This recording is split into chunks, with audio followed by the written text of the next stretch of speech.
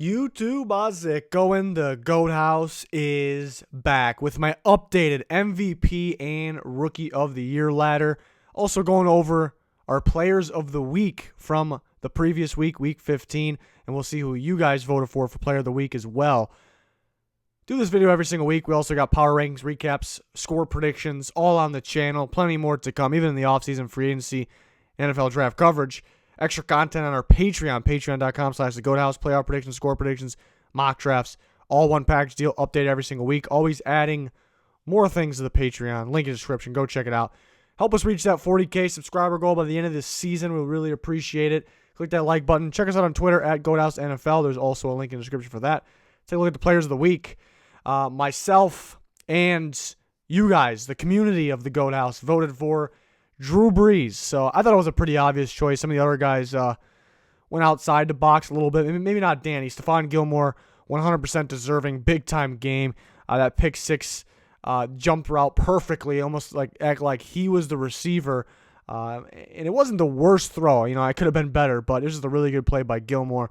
And then two guys I thought outside the box there. Pigskin Pete went Brashard Perriman, who stepped up big time in that Bucs win when obviously Mike Evans was already out. Chris Godwin went down, and the line started to come back. So Brashard Perriman, a guy that's kind of been known as a bust, really picked it up in that game, was impressive. And Junior went with Bills Mafia. Didn't really get a reasoning why, but he went with Bills Mafia in Pittsburgh Sunday night. A crucial game for both teams.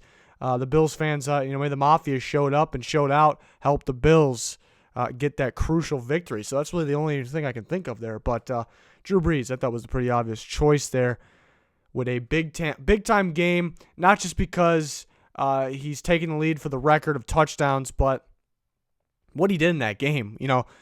Just completion after completion. He's actually on pace to, going into this week against the Titans, to break the most consecutive completions record, or he may get close to that. So, that game, putting the Colts away early. If you get up that much right away early, and how you do that is you keep throwing the ball downfield. That's what they did. If you do that, they're not going to come back. It's not a team with enough firepower to come back, and that's exactly what Drew Brees and the Saints did. So that's why I thought he was the obvious choice. To the offensive MVP, really no changes here. I just flip-flopped Christian McCaffrey and Derrick Henry. I still got Michael Thomas at 2, which I don't think most people have him at 2, but what he's been doing, we just talked about Drew Brees. Michael Thomas has done that with Drew Brees. He's done it with Teddy Bridgewater. The guy is ridiculous. You know what's coming at you, and you still can't stop it. And he's getting better in every part of his game, almost every single game. Very impressive. But Lamar Jackson's still the obvious one on top. Russell Wilson can sneak back to the top at any given time. He's been number one quite a bit this year, but I think it's mostly been Lamar Jackson recently. And then, McCaffrey, if the Panthers start winning again because of him, maybe he can sneak back to the top. And then Derrick Henry's been a big reason the Titans have been, even though they just lost a pretty hot team, one of the hotter teams in football. So those are the offensive MVPs right now. Defense, a little bit of change here. TJ Watt has put himself to number 1. It's just some similar guys just shifted here and there. TJ Watt put himself at number 1, all around productive player for the Steelers. A top defense in the league, and he is a big reason why. Constant pressure. We see him even drop back, see him get his hands on the ball, whether it's a pass deflection. Seen 2 interceptions this year, forced fumbles. He's everywhere. TJ Watt's number 1 right now. Shaquille Barrett, very, very productive all this year, not just sacks too. I look for more. And he's been all over the place for the Bucs. A big reason why they, mainly offense, but a big reason why their defense is able to step up better than what people thought. And Danielle Hunter with a back-to-back monster games, just everywhere for that Vikings defense. A defense that's really not the same as it has been last 2 years. I think Danielle Hunter and a guy like Eric Kendricks, who could be up for award, those two are kind of carrying that defense. And Danielle Hunter, forcing fumbles, consistently getting sacks, getting pressures, leads the NFL in pressures. He's making his way up the list. ZA'DARIUS Smith, who I've had at the top all year, at number 4. The top 4 guys they're in the same area there. I like ZA'DARIUS Smith a lot because he does a bit of everything and he helps his team. He also gets doubled a lot, and that's because people are focused on him. The game plan is against him, and that's why I like ZA'DARIUS Smith a lot.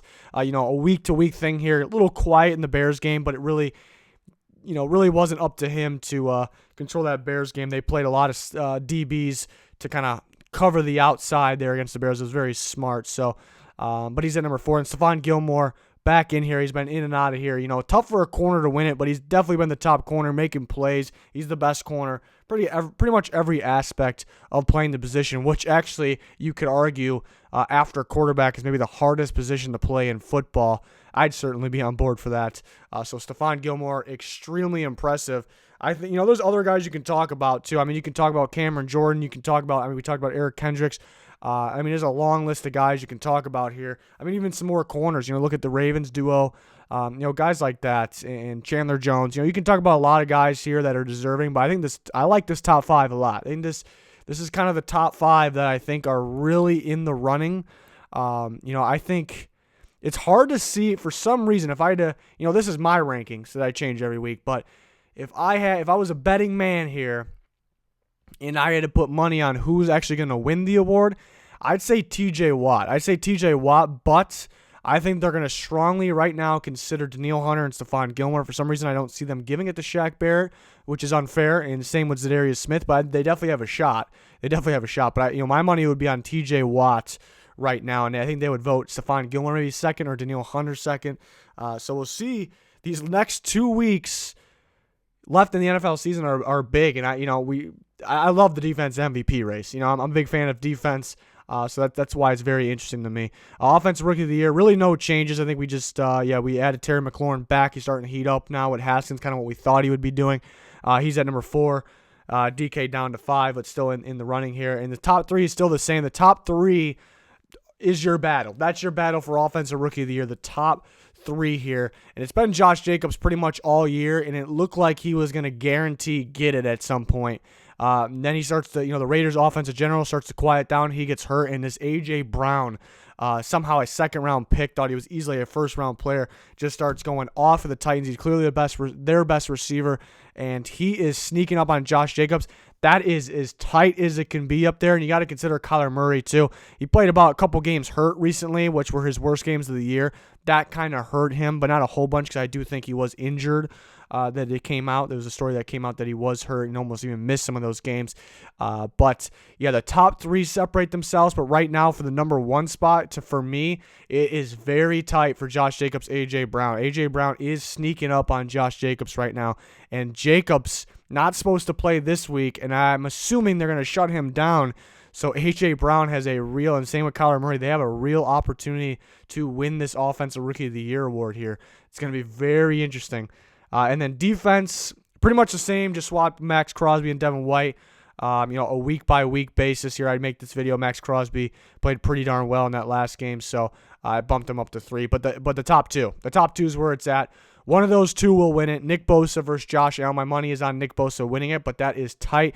I have it tighter than what I think the voters, or I guess the rest of the world has it. Both very productive. I think Nick Bosa's been more impactful, and I guess really the only reason that proves that is that the Niners are winning, and I guess that's not really Josh Allen's fault, but Bosa's, I guess, made a little more impact plays, but Josh Allen has been ridiculous. Last game he went down hurt. I was a little scared. It looked like a more serious injury. Limited this week in practice, so it's really good news, because I thought it was going to be way worse. So hopefully he plays, but he could sit out, and that could hurt him in the Defensive Rookie of the Year running, but I think he plays from what I've heard. The 2 Devons, the 2 linebackers that were the clear top 2 linebackers in the draft, off-the-ball linebackers, are definitely making their case as well. Devin Bush he's been real good all year, mainly in the beginning of the year. Devin White towards the end of the year have been really heating up. So, and then obviously Max Crosby was a gem of a draft pick, and he's kind of a sneaky guy sneaking up there. But I think there is a top 2 that are pretty clear. But that's gonna do it for this video. We're back every single week doing this. At the end of the year, we'll have a whole bunch of awards on my actual picks and the runner-ups, and you guys will vote for every single award that I have in that upcoming video at the end of the year, and we'll see who you guys vote for in the video. So that should be a lot of fun. Turn notifications on so you can vote. Those polls are featured. If you go to our channel, then click the community tab. That's where all the polls are. That's where you vote for Player of the Week every Tuesday as well. But if you just turn notifications on, you shouldn't miss a thing. Click that subscribe button. We would really appreciate it. We're trying to get to that goal. That's going to do it, though. Thanks, everyone, for watching. Goodbye.